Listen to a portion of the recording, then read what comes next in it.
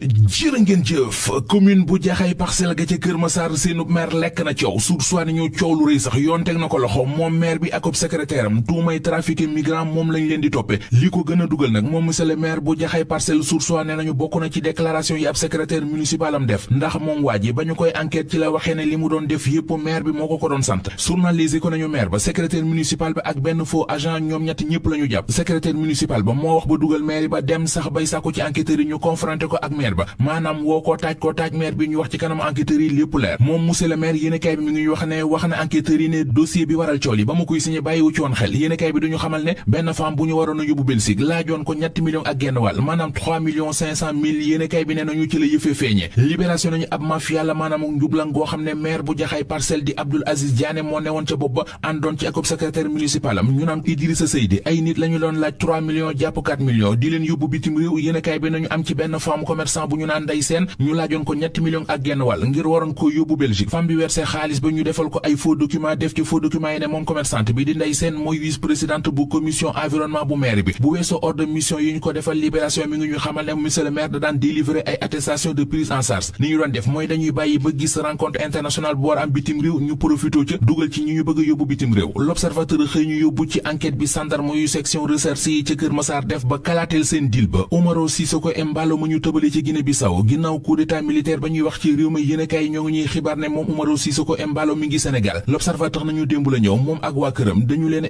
exfiltré jële leen Guinée Bissau indi leen Dakar bi ñu wàccee aéroport Léopold Sédar Senghor jële leen alkaati yu bi def ab convoi jiital leen ba ñu yegg ci centre ville Sud Quotidien bind ne Embalo roccee nañu ko Guinée Bissau indi ko Dakar Soleil national moom it xëy ko binde noonu ci xëtamu njëkk journal L'Info nañu président de la République Bassirou Diomaye Faye moo fa jaar moo yónnee ci Guinée Bissau ab avion militaire ñu jëli Embalo ak njabootam indi leen fii ci Dakar fële ca Ndar am na fa dëkk bu ñu naan Sànnaar Pël l'observateur ne nañu fa la Mohamed Bachir Sil dëkk Mohamed Bachir Sil mooy waa ji ñu gis ci réseaux sociaux yi mu yor photo bu président de la République Bassirou Diomaye Faye di ko xotti ak paaka moom waa ji di Bachir Sil yéenekaay bi nee nañu teg nañu ko loxo ma nga ñu garde à vue ca Ndar di ko toppee tuumay offense au chef de l'État mu di xotti war may njiitu réew mi libération nañu waa ji di Bachir Sil fanweeri at ak ñeent di 34 ans moom la am jotoon naa sax def beneen vidéo ci réseaux sociaux yi di ca jéggalu waaye loolee terewul jàpp nañu ko